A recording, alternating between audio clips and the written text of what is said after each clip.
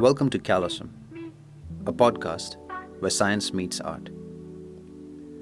Callosum is a bundle of fibers that connects the left half of the brain with the right. According to conventional neuroscience, the left half of the brain is more logical and mathematical, and the right half is more artistic and creative. Although modern literature challenges this concept, the reason I named it Callosum is because the theme of this podcast is interdisciplinary thinking.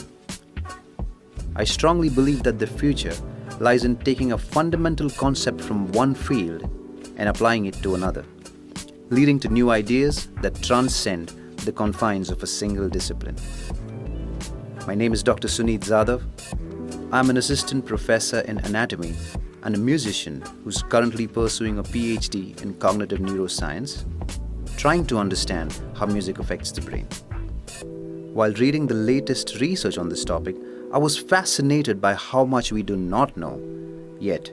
And the podcast is my idea of trying to deliver whatever I read to an audience that is excited to learn more about the human brain and body, but in simpler words, so they feel enabled to live a healthier life. Lastly, being part of an independent music community, I would further love to use this podcast to help indie artists perform their upcoming art, in the hope that it reaches a wider audience. Hello everyone. Today we're going to be discussing about protein and muscle. Now, I'm not going to get into the details of histology of muscle, which is something that I would otherwise do in my lectures, anatomy lectures, but I'm going to spare my listeners and not make it into a boring histology or rather anatomy lecture. What we will discuss is how muscle building can contribute to our health, especially metabolic health.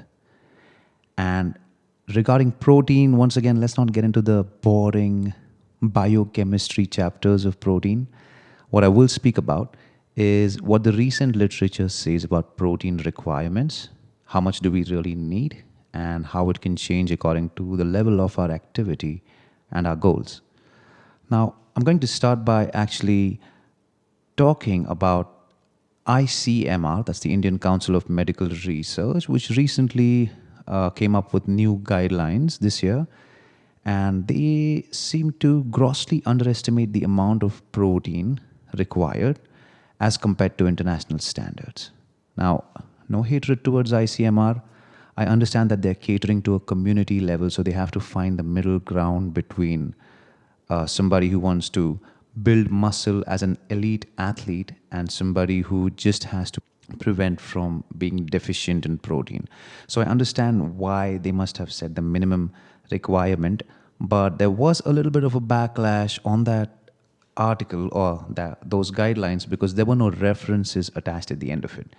Now, I personally believe that one of the most amazing things about science is to be able to challenge whatever is being said. That's basically the fundamental basis of what science is. And this is exactly how science grows, by skepticism, by arguing. So I do not mean to argue, but I do definitely want to share some research from international articles, from high-impact journals, and what they have to say about the recommended dietary protein requirement, as well as the effects of skeletal muscle on metabolic health. Now, I will also be discussing some other things like the use of creatine as a brain stimulant and as a lean mass maintainer. A lot of misinformation about creatine, but I've been using it personally for a while, so I just wanted to get into a little bit of that as well. And I also want to talk about two major debates in the fitness industry. The first one being meat protein versus vegan protein. What does the research say? And the second one being intermittent fasting and ketogenic diets as a quick means to lose fat. So is that unhealthy? Is it a fad diet? Would I recommend it to people? All of these questions will be discussed over the next 50 minutes or so. And once again, I want to say that there is no one size fits all approach here. So you'll have to basically educate yourself. Maybe dive deeper into the literature that I'm just mentioning on the podcast if you want to know more. And once you read, you'll be in a position to make some informed choices for your own health. Of course, it would be advisable to consult your family doctor before you start actively using any of these things that we're discussing today. But my hope through the episode is that it'll make you think, it'll make you want to open a book or a research paper and get into more details. Of course, we do deliver our own, not exactly research article, but our own little monthly newsletter. It's called Kelosm TMI, TMI rightly standing for too much information. And in this document, we will be talking about the research articles that were discussed in the entire season of the podcast. And there will be references at the end, unlike ICMR. And in those references, you will find the PM ID. That's just an ID number that you can type on PubMed or any of the research literature platforms, and you'll just get all the information that you need. Of course, what we will be writing is a slightly easier version of that for our folks who are perhaps not medical students or not into academia at all. As you know, one of my target audiences through this podcast is musicians. And I think it's important for musicians to understand how to make the right nutritional choices for a better life, especially because they're always touring.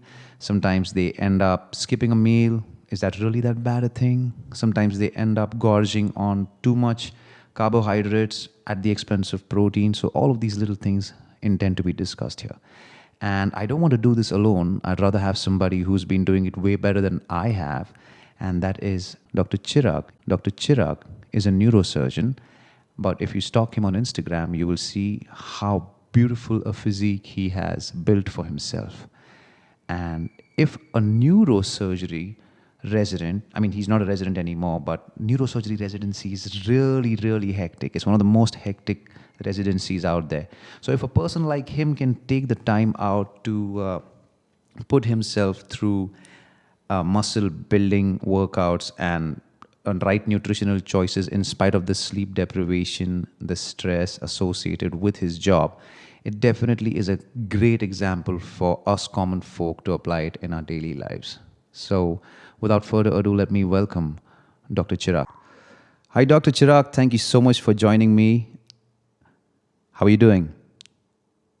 I'm good. How are you doing, Dr. Sunit?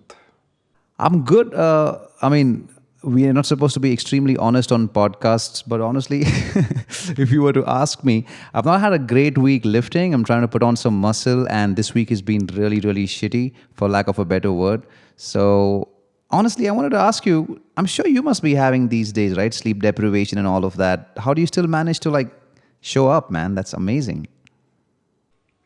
So the thing is, when you've been doing it for all these years, you realize that there are definitely days when you're going to be good and there are days you're going to be bad. So if it's really bad, if you're really sleep deprived, just don't go. It's okay. It's not about going every day and doing your best every day. It's just about the dedication. You just have to make sure that if you don't go today, you go tomorrow. Find a way to do that. I actually love that answer because nowadays Instagram and social media is full of these gurus who say you got to show up at 5 a.m. every day, and that kind of makes me, it's kind of exhausting to try to put up that facade. So practicing kindness on yourself and just finding that middle ground between consistency and kindness is so important. So that's a nice thing to start off the podcast with, man. Thank you for saying that. It's important for us to remember that it's supposed to be an enjoyable journey. If it's not going to be, you're going to give up very, very soon. So you have to find a way to enjoy it and just it should not really overtake the rest of your life. That makes sense, right? Because a lot of people give up in the gym or in their nutrition protocols because of the lack of sustainability. So it's important for you to find that middle ground. Absolutely agree with you there. And my first technical question to you is, what is the recommended dietary allowance of protein for an Indian 70 kilogram male? And I speak about myself here. And probably a majority of the working Indian population. So, so that's a very good question, especially with all the new guidelines which have come out and all the confusion and skepticism that really exists around high protein and how scary it might be. So so basically, medically speaking, and whatever the guidelines are suggested by different medical communities all over the world, at least a zero point 0.8 gram per kg is required, which surprisingly you'll find that even in a standard Indian diet, we don't really come across that much protein. Standard Indian diet somewhere around 0.5 to 0.6. So you have to put in a little bit of extra effort to really get that 0.8. Now that is for an average person who is not really engaged in any sort of physical activity. If you engage in any sort of physical activity, you want to go up to at least a 1 to 1.1. That is for any sort of physical activity. Especially when people get older, they get around 60 to 65. They also want to up their protein intake, because the lower the protein, the more you are susceptible to sarcopenia and frailty. So you want to avoid all of that. So just like around a 1 gram per kg per day, at least for people who are 60, 70. And so the thing is, when you're trying to put on muscle, I'm talking about those people particularly working in resistance training and have at least some interest in putting on muscle, then that's where you want to have an even higher protein intake. So if you're trying to bulk up, maybe around a 1.4 to 1.6. If you're cutting, maybe a little bit higher, 1.5 to 1.7 grams per kg per day.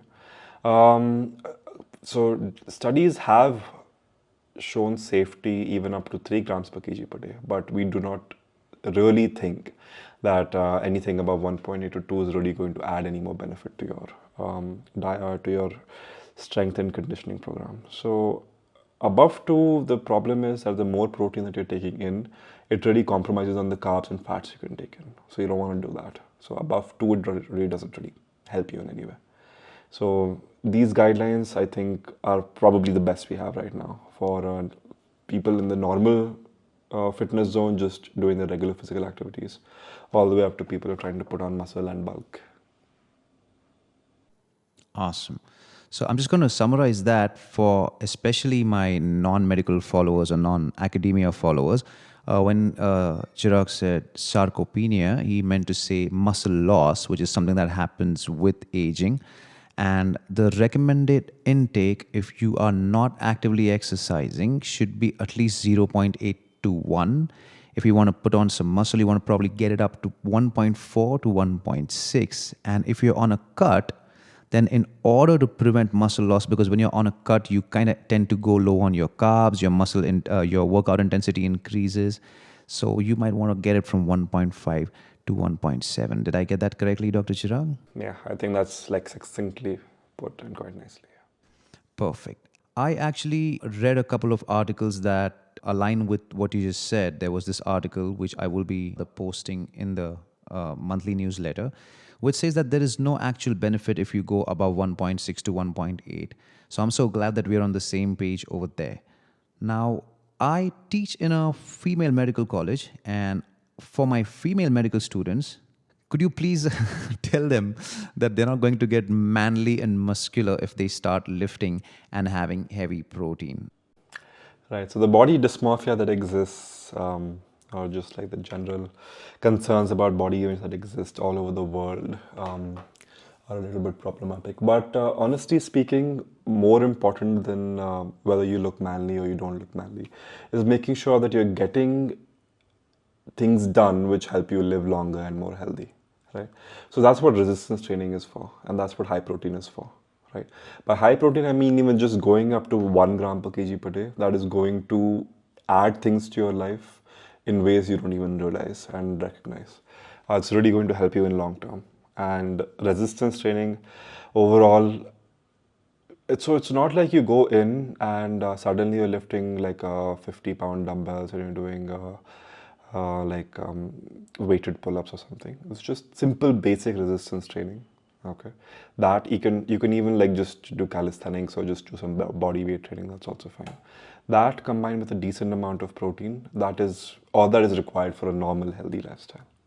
It is not like you go into the gym, you take a protein scoop and you lift some weights and suddenly you're going to look like Arnold Schwarzenegger. That's not going to happen. So putting on muscle is a lot harder than you think. Like it takes on a lot of effort. So it's not like you go to the gym and suddenly you're big and bulky and like people think you're a man. So that does not happen. No. My students never listen to me, but I hope they listen to you, Dr. Chirag. A lot of them follow you actually. So there you go. You can at least listen to other people.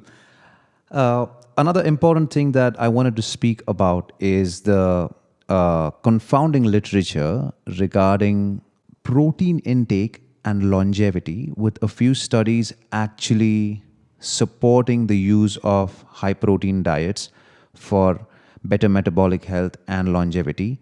And a few studies, really few studies, but nevertheless high impact studies, mostly done on mice, speaking about reduction in methionine and BCAAs in diets in mice, leading to better longevity in mice.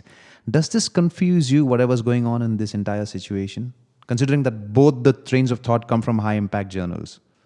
All right, so what we know right now is that a higher level of protein than what is normally recommended of 0.8 has been shown in studies to lead to better cardiometabolic profile, a better lipid profile, better glycemic control, and slightly better outcomes when it comes to cardiovascular health. Now, a slightly concerning topic which has come up quite recently is the role of BCAAs and how they're elevated in certain cardiometabolic disorders, especially heart disease and atherosclerosis. Now, the thing is, we don't know what exactly is the causative factor here. We don't know if it's the high level of BCAAs that lead to these problems, or these problems are just associated with the high level of BCAAs, like it is a side effect of having these disorders. So that is still not clear. There are a few good studies which have come out which suggest that it is possible that BCAAs could lead to cardiovascular disorders. But honestly speaking, at this point of time, we require to get much better studies to sort this out. There's a lot of times when it has happened in the past where we think that something is bad for you, but better studies, larger studies, randomized control trials just end up proving that it's not. So at this point of time, we can't really say anything. It's best to wait and see where the data takes us. Right. Yeah, I kind of observed the same thing when I was doing my review of literature. What happens with these studies is they always end up talking about limitations. A lot of these studies are not performed on humans, and I think we must really put most of our faith on randomized controlled trials on humans. Now, I don't want to get into the detail of what that means, but it's commonly abbreviated as RCTs. And RCTs are considered as the highest form of research. Designed for listeners who do not know a lot about how scientific experiments take place, just look for the word RCT, and if you can get data on RCTs that were performed on humans, that would be your best bet as opposed to things that are done on mice.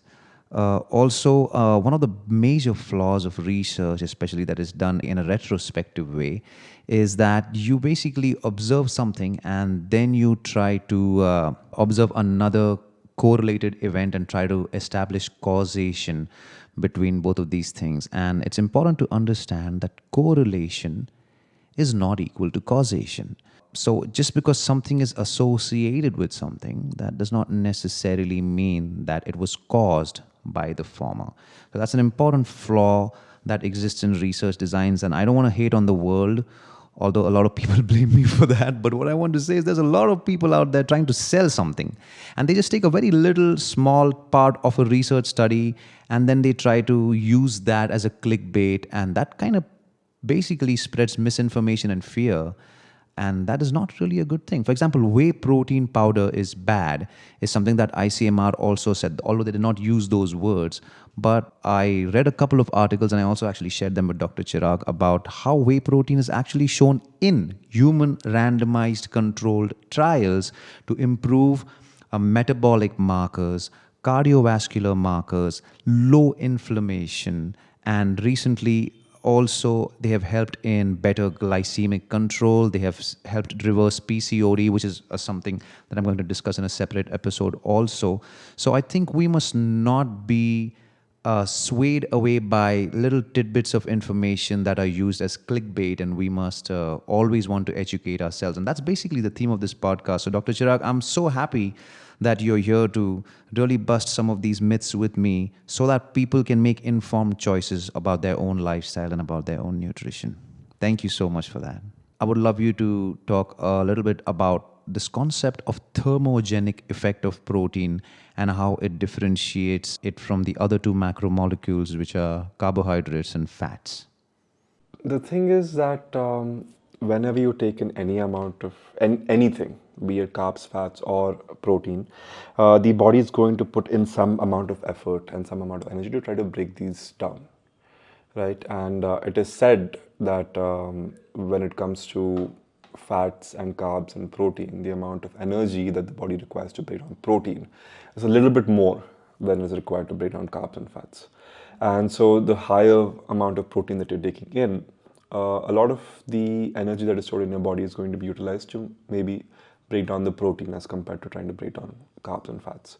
So that is where the whole idea of thermogenic effect comes from. Should you rely on that to actually promote fat loss or weight loss? It is ultimately only about 10% of your total energy utilization goes into breaking down these nutrients. The rest of it, 90%, is whatever other activity you're engaging in.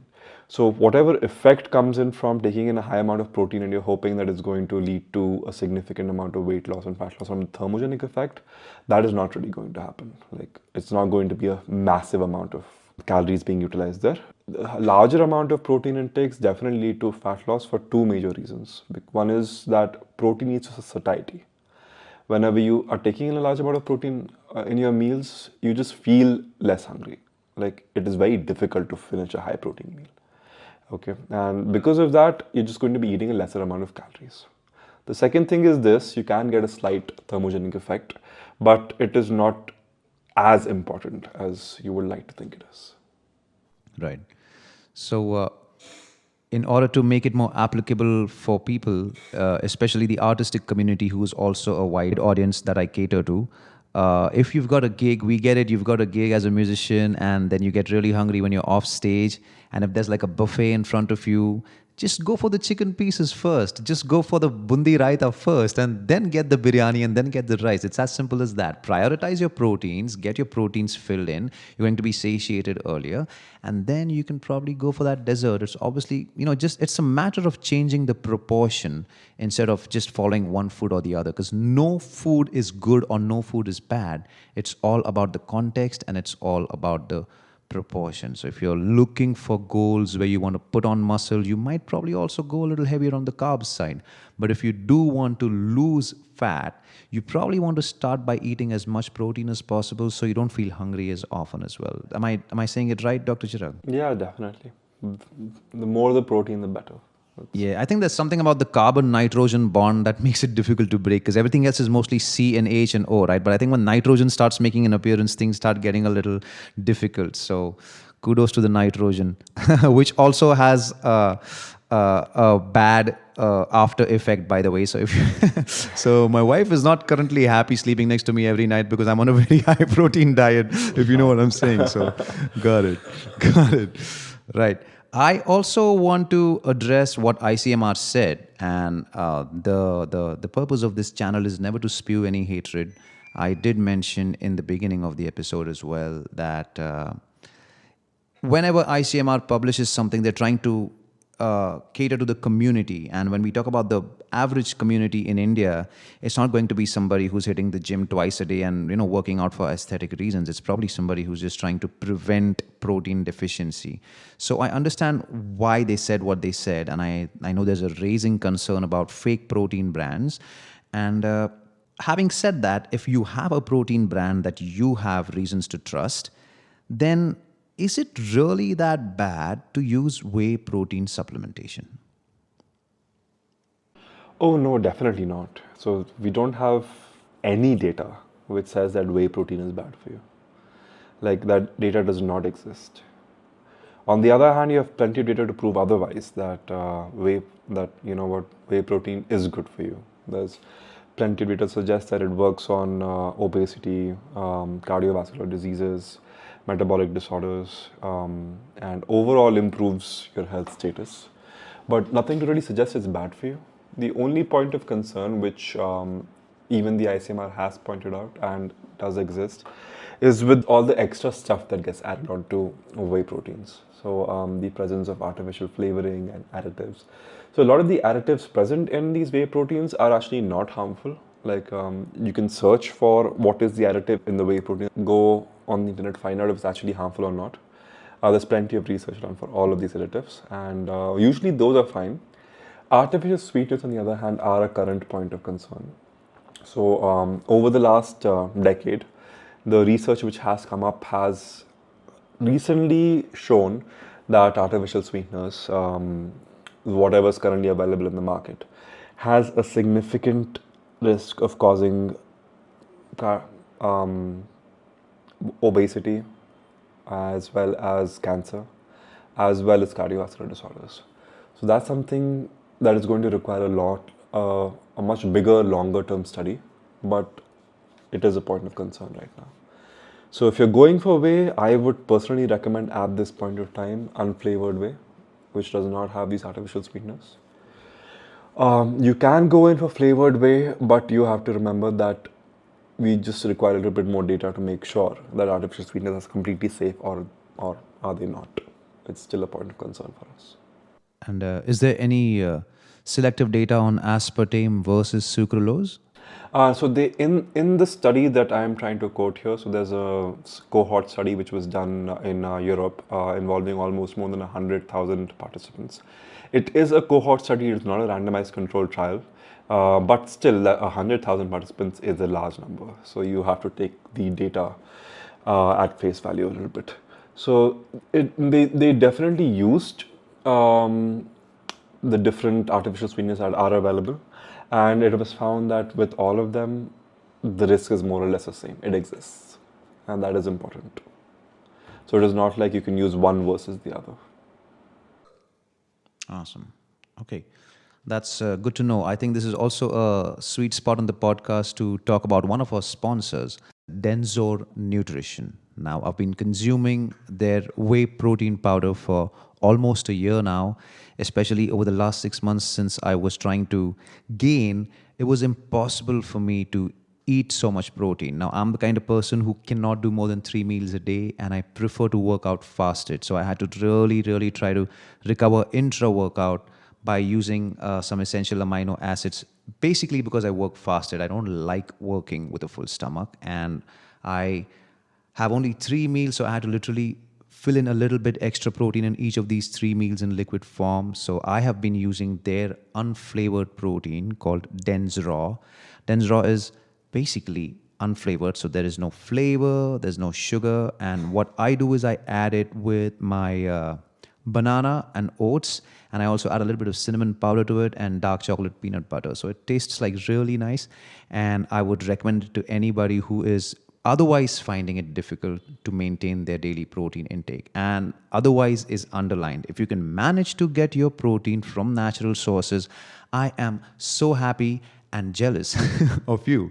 But if you can't, then please give it a shot. If you use the coupon code CALOSM15, that's CALLOSM 15, then you get a 15% off on Denzor products. Do check out their website. I'm going to tag it in my YouTube description. It's DENZOUR nutrition.com. So do check it out and make informed choices. As always, consult your family physician, read guidelines, maybe not just ICMR guidelines, read some more guidelines. And you can obviously subscribe to our monthly newsletter where all the research that we're speaking about in every episode of season 1 is going to be beautifully cited with some basic information. And you can obviously click on those links and get access to that article. So that's Denzor Nutrition for you. If you like what you hear, please support the Calosm team by liking, sharing, following, and or subscribing to Calosm. That's CALLOSM on Instagram and YouTube. So we're kind of trying to dim the lights to set up the vibe over here. This song is from my upcoming album called A Textbook of Bad Decisions. This song is about falling in love, but considering that every episode has to have an interdisciplinary context, we're going to make it look like this song is dedicated to carbohydrates, which I'm dearly going to miss once I start going on my low carb to get back to 70 kgs from 77 kgs. So this is dedicated to carbohydrates. Apparently, the love of my life that I'm going to miss a lot. 1, 2, 3, 4, 5. 1, 2, 3, 4, 5.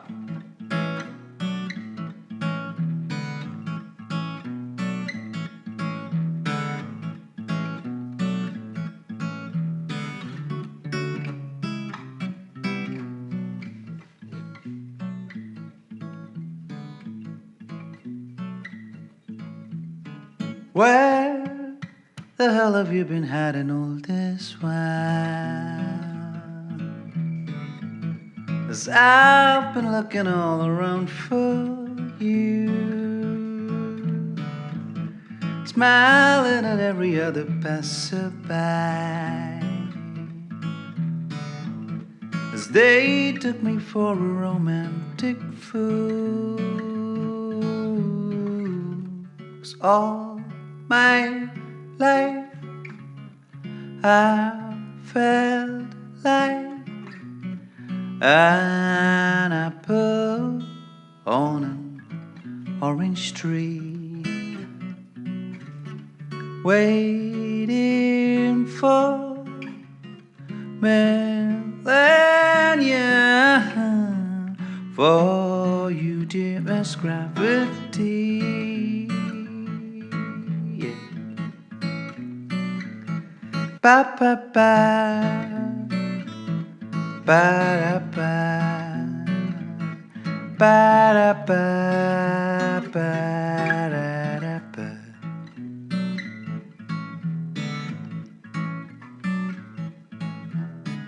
I'm stuck here with humans who think they know how to live life. How I wish that I could live without illusion too, gallivanting like a puppet in denial, staring across the other side of the zoo. It's all my life I've felt like an apple on an orange tree, waiting for millennia for you, my dear Miss Gravity. I did happen all my life. I felt like an apple on an orange tree, waiting for millennia for you, my dear Miss Gravity. Yeah. So come set me free, baby.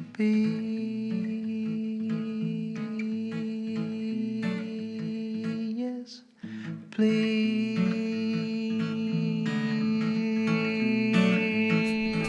You can also check out all episodes on sunitzadav.com/Calosm. That's SUNITZADAV.com/CALLOSM. Thank you so much for your time and happy listening.